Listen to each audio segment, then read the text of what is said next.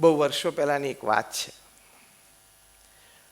1977ની સાલમાં જુલાઈ મહિનામાં અમેરિકાના ન્યુયોર્ક શહેરમાં મેનહટનમાં ઇલેક્ટ્રિસિટી ફેલિયર થઈ અને લાઇટ ગઈ.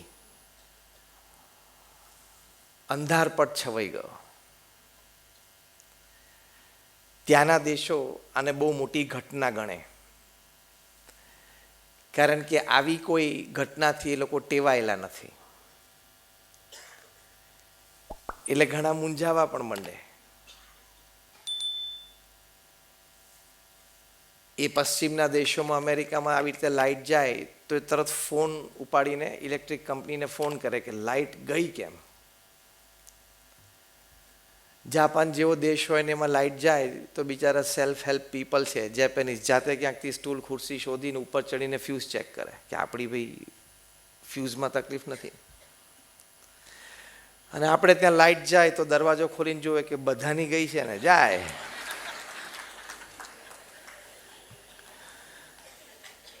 અને ગંજી અને લેંગો પહેરીને બાર ગેલેરીમાં બેસે, આવશે ત્યારે કામ કરશું.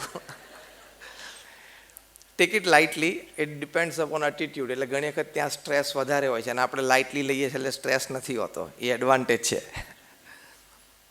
પણ ત્યાં લાઇટ ગઈ એટલે કે અંધારપટ છવાયો એટલે માણસ પશુ બન્યો. Character is known in the dark. New York જેવું શહેર અને મેનહટન જેવો વિસ્તાર, દુનિયાના પ્રથમ 5 અતિ સમૃદ્ધ વિસ્તાર, દુનિયાના પ્રથમ 5 અતિ મોંઘા વિસ્તારમાંનો એક વિસ્તાર આ મેનહટન ન્યુયોર્ક કહેવાય. ત્યાં લૂંટફાટ શરૂ થઈ. બધા શોરૂમ લૂંટાણા. 2 કલાક પછી લાઇટ આવી ત્યારે જોયું કે બધા શોરૂમ તૂટેલા હતા, બધા શોરૂમ લૂંટાયેલા હતા. એટલે ન્યુયોર્ક પોલીસે એરિયા કોર્ડન કરી દીધો અને હોમ ટુ હોમ સર્ચ ચાલી. સામાન્યતઃ મેનહટનમાં એપાર્ટમેન્ટમાં કોઈ રહેતા હોય એ સમજવાનું કે he is just not a millionaire, he is a multi millionaire. એવા મલ્ટી મિલિયનરના ઘરમાંથી, કોકના ઘરમાંથી 5 જેટલા નવા પેક્ટ ટેપ રેકોર્ડર મળ્યા. એવા મલ્ટી મિલિયનર ઘણા લોકોના ઘરમાંથી 3-4 ટીવી સેટ મળ્યા. 2-3 શૂરવીર એવા હતા કે 2-3 રેફ્રિજરેટરના ઘરમાંથી નીકળ્યા. જ્વેલરીની કોથળીઓ પણ નીકળી. ન્યુયોર્કમાં, મેનહટનમાં જ્યાં મલ્ટી મિલિયનર્સ રહે છે એ લોકોએ ચોરી અને લૂંટફાટ અંધકારનો લાભ એટલે કે અંધારપટનો લાભ લઈને કરી.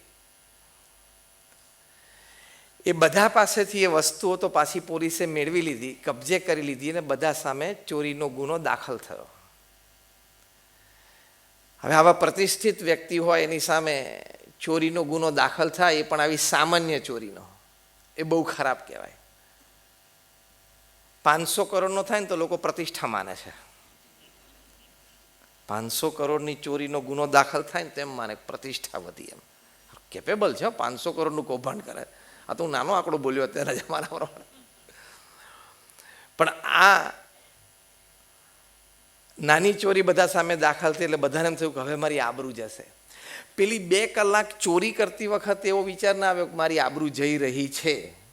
પકડાયા એટલે થયું કે હવે આબરૂ જશે. ન્યુયોર્ક પોલીસ ડિપાર્ટમેન્ટના ચીફે બીજે દિવસે સવારે જ્યારે મીડિયાને ઇન્ટરવ્યૂ આપ્યો ત્યારે એક વાક્ય બોલ્યા જે વિશ્વ પ્રસિદ્ધ થયું. એ વાક્ય બોલ્યા કે it was a night of animals.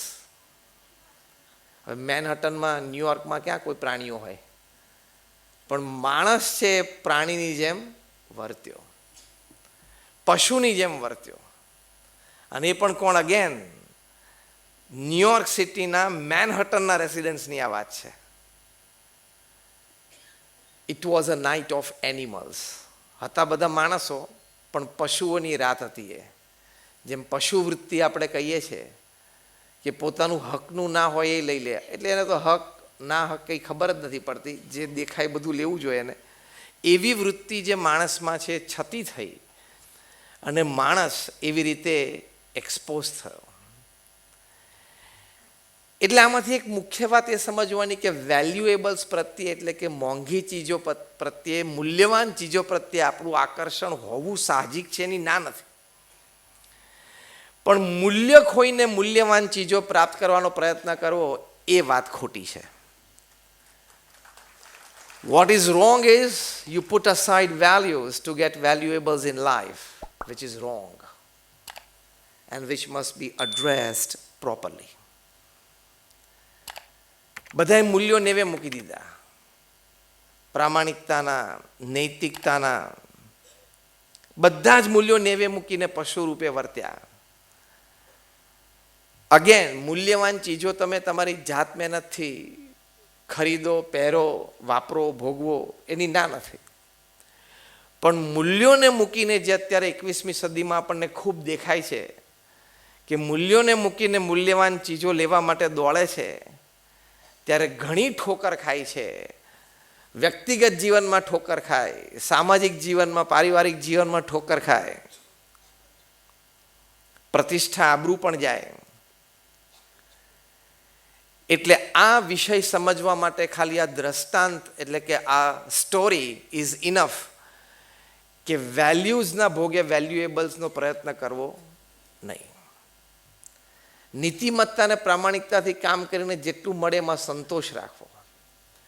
પ્રમુખ સ્વામી મહારાજ એક વાત બહુ જ સરસ કરતા, એમના વિશાળ અનુભવ પરથી અને એમના આધ્યાત્મિક શાણપણામાંથી.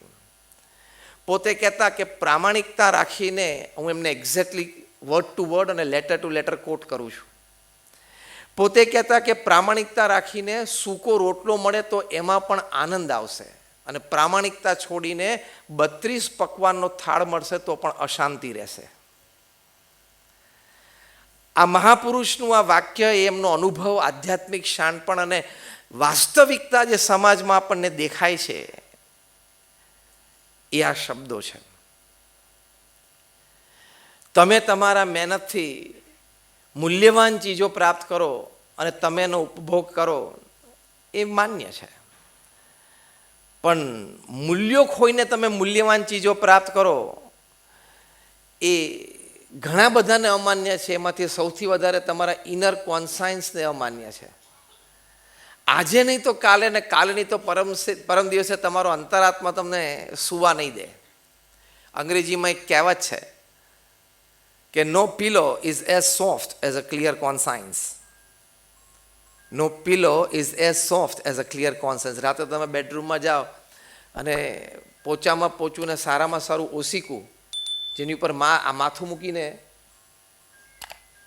તમને ખૂબ આમ ડીપ સ્લીપ આવે, એ સારામાં સારું પોચું ઓસીકું કયું છે? અ ક્લિયર કોન્સાયન્સ, કે મેં કોઈનું ખોટું કર્યું નથી, મેં કોઈનું ખોટું કર્યું નથી. એ જે વેલ્યુ છે ને, તો સામાન્ય વેલ્યુએબલ્સ એટલે સામાન્ય ચીજો પણ તમારા જીવનમાં હશે ને તો પણ આનંદદાયી છે. This is values versus valuables.